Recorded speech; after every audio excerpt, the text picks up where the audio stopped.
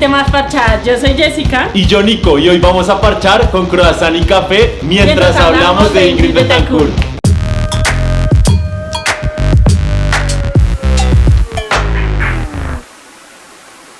¿Colombia o Francia? Ingrid Betancourt ha sido criticada por vivir en Francia y venir a Colombia cada 4 años para hacer propaganda política. En Francia la ven como una heroína y en Colombia ha tenido bastantes cuestionamientos. Porque denunció las maquinarias al interior de la coalición de la esperanza, dijo que las mujeres se hacían violar, expuso enfermedades mentales en un debate público, propuso petróleo verde y ciudades para desplazados. Ingrid es una figura simbólica del país, pues su historia de violencia ha marcado a Colombia. Por eso tenemos que volvernos al pasado y luego llegar al presente para entender más su camino político. Ingrid Betancourt nació en Bogotá en 1961 y es hija de nada menos y nada más que el fundador del ICETEX. Sí, esa misma institución que nos tiene sofocados y endeudados hasta el cuello. Quiere estudiar en Colombia, acá no hay luca, le toca meterse a privada con ICETEX, pagar 3 veces la carrera en intereses. Y su madre fue Yolanda Pulecio, representante a la Cámara y reina de belleza. Definitivamente, Ingrid Betancourt ha estado rodeada de políticos y maquinarias tradicionales durante toda su vida, así ella no se hubiese dado cuenta. Pregunta, ¿Oscar Iván Zuluaga tiene maquinarias? ¿Federico Gutiérrez maquinarias? Alejandro Char, maquinarias, y hay maquinarias en el Partido Conservador. Además cursó sus estudios de ciencia política en Francia y se especializó en comercio exterior y relaciones internacionales. En 1994 se lanzó a la Cámara de Representantes por el Partido Liberal, distribuyendo condones y Viagra entre los campesinos con el lema «La corrupción es el SIDA en nuestra sociedad, protejámonos». Mi papá se puso bravísimo. ¡Qué vergüenza! ¿Cómo vas a hacer eso? Yo lo que hacía era que yo cogía el condón y en las esquinas, entonces le pedí a la persona como que abriera la ventana. Y en esa época repartir condones, le cuento, ¿no? Exacto. Al parecer, lo que quería decir es que las relaciones sexuales con protección es lo mismo que protegernos de la corrupción, pero realmente terminó siendo profundamente ofensivo y estigmatizante para las personas que tienen SIDA, pues históricamente han sido discriminados por la sociedad por esta clase de comentarios, más aún cuando pertenecen a la comunidad LGTBIQ+.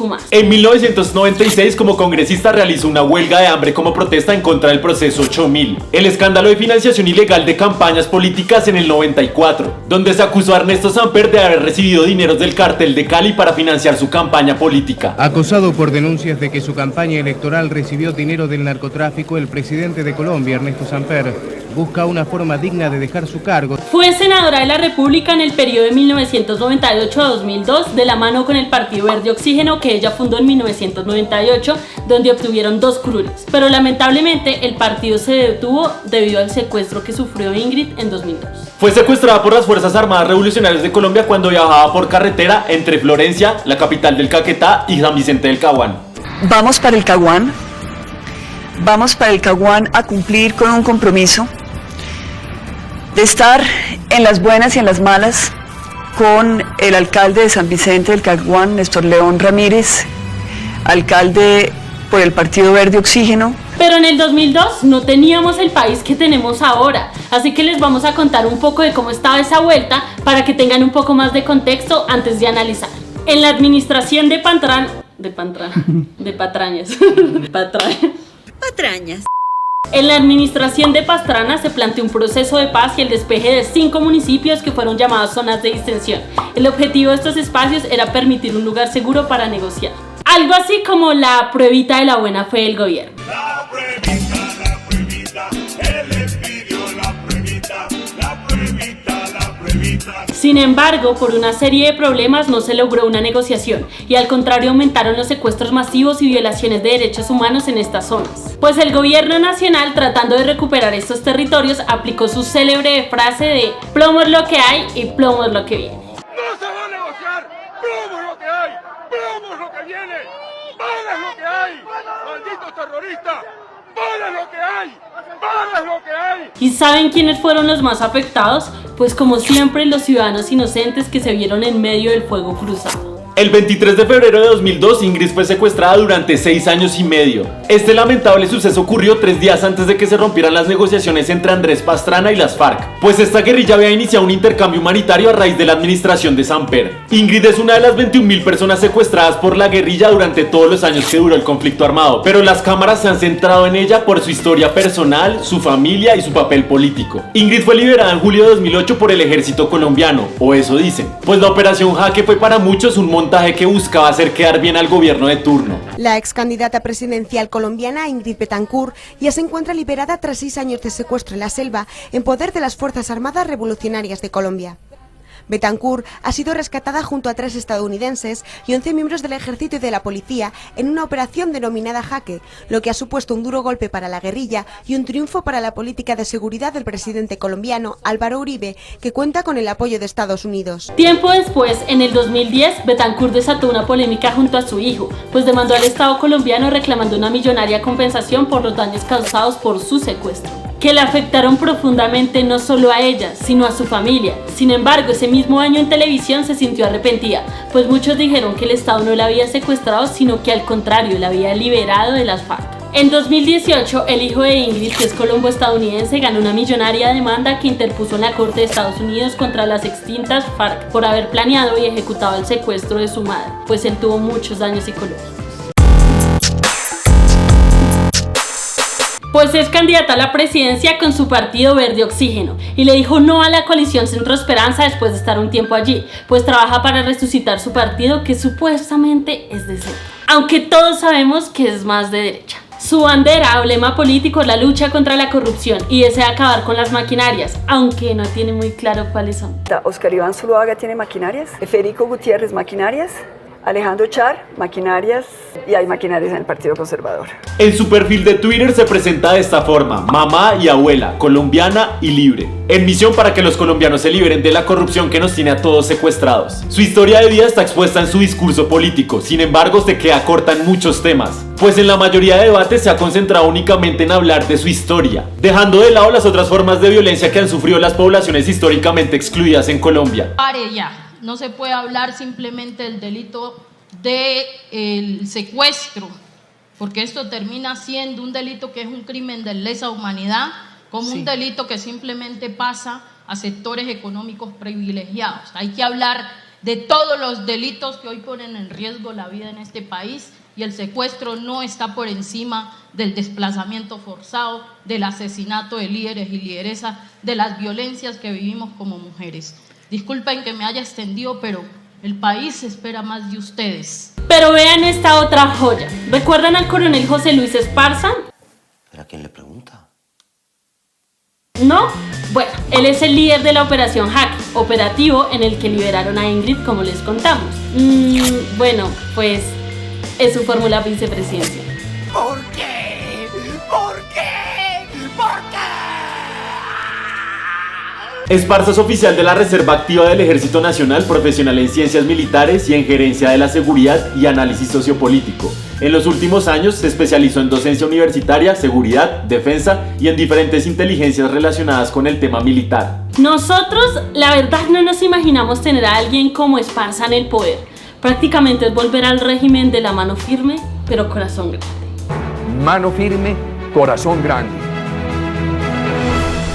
Pero bueno, pasemos a hablar de sus propuestas, que la verdad están enfocadas, al igual que muchos candidatos, en hablar de corrupción, maquinarias y Petro. Corrupción, maquinarias, Petro tiene la culpa. ¿Ustedes tienen maquinarias? Esto está basado en un programa en 3 ejes: recuperación, compensación y sanción. La silla vacía hizo un carretómetro, es decir, si sus propuestas son carreta o son eficientes. Aquí les contamos qué dijeron de ello. Primero, recuperar lo que se robaron. Y no ahora, pero no es lograble. La candidata no muestra las acciones para cumplirlo. Además, resaltan cifras como las de los 50 billones que no se explican cómo se midió, porque ni ella ni Edgardo Maya en el 2017 lo sustentaron bien. 2. Poco probable que tenga suficientes recursos para indemnizar a todas las víctimas. Además, ya existe la Ley 2195 de 2022 que ya aborda esta propuesta. Y como presidenta, el reconocimiento de las víctimas no le corresponde. Eso es competencia de los entes de control y la rama judicial. 3. La sanción a corruptos. Nuevamente es una propuesta que ya existe en el país, cubierta en la Ley 2195. Pero de nuevo no explica nunca cómo logrará que ahora sí sea eficaz y no se quede simplemente en el papel. También ha dicho que sus 3 banderas de gobierno son acabar con el hambre, la inseguridad y la contaminación. Y estas son algunas de sus respuestas ante los principales problemas y retos que tenemos en el país. Drogas. Plan regional para despenalizar todas las drogas como forma de combatir el narcotráfico. Seguridad. Propone una reforma policial en la que no desmonta el ESMAD, pues dice que su función es controlar el vandalismo y dele con la estigmatización de la protesta social. Aborto, acompañado, regulado y protegido. Medio ambiente. Propone la militarización de la naturaleza para lograr su conservación y protección. Tierra, militarización de los recursos naturales para proteger el medio ambiente. Le faltó decir privatización de los recursos naturales y no les decimos que se va un poquito a la derecha con ese sentido neoliberal. Además tiene a su primer militar en la vicepresidencia. En conclusión, sus propuestas son afirmaciones que en muchos casos se quedan en el aire y no profundizan en las condiciones reales que tiene el país. Pues se desconocen las leyes y proyectos que ya se han creado para solucionar estos problemas que menciona y que siguen sin ser eficientes. Definitivamente a Ingrid le falta un plan de gobierno más estructurado que nos permita conocer a profundidad no solamente lo que le molesta al país, sino cómo piensa resolver los problemas que tanto menciona. Si hasta este momento les ha gustado el video y quieren conocer más historias de candidatos a la presidencia y a la vicepresidencia, no olviden suscribirse, darle like y a la campanita de notificaciones. También seguirnos en nuestra página de Facebook.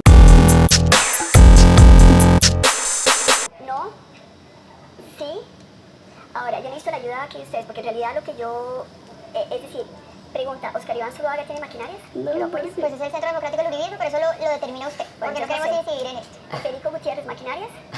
Alejandro Char, maquinarias. Ay, yo creo que no, porque yo creo que sí tiene maquinarias. Gilberto Murillo, no sabemos, ¿no? Bueno. David Barguil. Digamos que hay gente que está apoyada por un partido, pero no nos queda a nosotros bien decir si tiene maquinarias o no. Pero David Barguil es del Partido de Conservador. ¿Creen que tuvo algún impacto hablar sobre maquinarias en el país? Fuera de chiste. ¿Conoce la historia política de nuestro país? Bueno, fuera de chiste, sí tuvo un impacto en la medida en que posicionó la palabra de maquinarias y puso a las personas a preguntarse qué son las maquinarias políticas. Y para definirlo, pues son todos aquellos entramados, todas aquellas actividades irregulares por fuera del sistema democrático que utiliza un movimiento o un partido político con dineros de dudosa procedencia para llegar al poder a como de lugar. Partiendo de esa definición, creo que aportó en esa medida, pero definitivamente es un desastre que ella no sepa, siendo candidata presidencial, que por ejemplo Oscar Iván Zuluaga hace parte del uribismo y ha sido uno de los partidos o uno de los movimientos, sectas como les quieran llamar, que más maquinarias ha tenido en el país y sigue teniendo, porque se van a disputar la presidencia con presuntas irregularidades. Tampoco es coherente que sepa que Alex Char, con su escándalo de corrupción, tenga maquinarias, que Gilberto Murillo, que trabajó para Juan Manuel Santos, quienes también tuvieron maquinarias, Federico Gutiérrez, que ahorita está anexo al uribismo, también cuenta con esas maquinarias, y por último David Barguil, que hace parte de Cambio Radical, uno de los partidos o el partido político con más investigaciones en la actualidad. Muchas veces nos damos cuenta, sobre todo en los barrios más populares, que las mujeres que se hacen violar por gente muy cercana a la familia o se hacen seguir por delincuentes que siguen su ruta, saben por dónde van a pasar y son depredadores. ¿Qué opina de la explicación que dio Ingrid sobre sus declaraciones donde afirma que las mujeres se hacen violar? ¿Cree que realmente fue una mala traducción del francés al español? Lo primero que pienso es que siento que fue muy injusto porque las personas que estaban ahí pues mayoritariamente eran hombres y ellos tampoco dijeron muchas cosas muy feministas que digamos, pero a Ingrid por ser mujer especialmente se le colocó esa carga. Además, colectivos feministas como Llamarado Violeta de esa universidad salieron a decir que ellas no sentían realmente lo que se generó como escarnio público, sino que realmente al ver toda la entrevista o al ver todo el debate se da uno cuenta como que realmente ella cometió el error sin quererlo y nace desde la traducción. Yo creo que fervientemente en sus declaraciones públicas creo que sí puede ser un error de traducción. Creo que en general eso es lo que muestra es que Ingrid está muy desconectada hasta del lenguaje que nosotros tenemos en el país. país, pero creo que la estigmatización que sufrió y la incapacidad que le dieron de poder hablar y expresar como sus excusas públicas demuestra mucho como esas ganas de la política de querer generar una presión a toda costa sin realmente entrar en diálogo con las personas involucradas. Además creo que en otros escenarios pidió muchas veces disculpas y además tiene una agenda de una avanzada progresista en términos feministas. No es pues la más feminista del mundo, pero por ejemplo a favor del aborto, como ya lo vimos, pues está de acuerdo. Es decir, que pensemos que eso sea posible, lo que muestra es que estamos en una sociedad muy patriarcal, donde esos tipos de conceptos sí se han manejado mucho. Es decir, ¿cuántas veces no oye uno decir, bueno, es que esta niña la violaron porque salió de noche con la falda muy corta? O dicen, no, es que ella se quiso hacer secuestrar. O dicen, no, es que esta persona, pues en realidad el esposo le pegó pues porque se la buscó.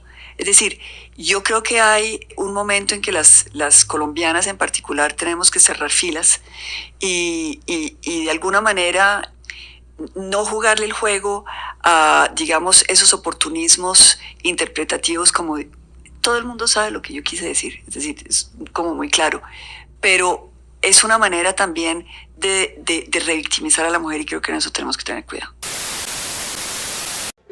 Miren, bueno, yo creo que tú tienes Alzheimer. Sinceramente pienso que no has visto. Todavía no. Sinceramente pienso que no has visto. Y de hecho, cuando fui a visitar a Gustavo, me acuerdo que él estaba en una gran depresión, tirado en el piso, sin poder moverse. Así que yo es decir, no me voy a meter en tu vida privada, Gustavo, pero lo que el país sabe es que si hay alguien que enfrentó a Ernesto Samper, fui yo. Yo no sé si toda esta minucia de entrar a ver si sí o si no, o qué o cómo, la harían con un candidato hombre. Me parece que es parte, de una manera, un poco machista de lo que dicen las personas. Los candidatos hombres se dicen cosas más fuertes que esto. Yo estoy de acuerdo, creo que a las mujeres en general se le pone más cuidado de lo que dicen, pero no necesariamente para enaltecer sus buenos argumentos, sino para volver mierda. Aquí suena un pip. Los comentarios que no son como tan políticamente correctos. Sin embargo, creo que más allá del género cometió un error y creo que no se debe escudar simplemente en el tema de género, porque realmente hay un tema profundo sobre la resignificación de estos temas que históricamente también han sido un tabú. Hablar sobre la salud de las personas en términos como psicológicos es bastante profundo, pero más aún sacarlo como si se tratara de algo negativo, más aún sacarlo como si Petro no tuviera espacio para estar triste, para tener debilidad, más aún en un espacio tan reacio como es el mundo político. Creo que en últimas habla de que se cometió un error y que es bueno reivindicar y hacer claro que eventualmente a veces existe un sesgo más grande a las mujeres, pero que eso no escuda la impotencia o lo que generó en muchas personas el ver que ella usara este tipo de cosas como para entrar en un debate y tratar de ganar a toda costa. Sin duda creo que es algo negativo, creo que la salud en términos psicológicos y en términos de lo que nosotros vivimos a diario es algo que se invisibiliza, más aún en los hombres que históricamente se han visto como las personas que tienen que tener todo el tiempo resistencia y fuerza. Por eso creo que estoy a favor de lo que dijo Petro. En general, las personas tenemos derecho a estar mal, a tener depresión, a sufrir, y como de nuevo dije, en un mundo tan reacio como la política tenemos que reconocer que las personas son humanas y que no siempre vamos a estar bien. Bueno, Nico, y después de todo eso que vimos hoy, ¿tú cuánto le darías a Ingrid del 1 al 10? No, parce, esa vieja se raja, yo le pongo un 2. ¿Y tú, Jess? Yo le doy un poquito más, le doy 3. Pero bueno, Jess, yo creo que Ingrid puede mejorar su puntaje si la traemos acá. Por eso queremos que ustedes le manden este video a todas sus redes sociales para que sepa que la estamos invitando a parchar con nosotros. Bueno, mis peces, gracias por quedarse hasta el final de este video. ¿Y ustedes qué dicen? ¿Cuánto le pondrían a Ingrid Betancourt? ¿Votarían por ella? Dejen su perspectiva en los comentarios.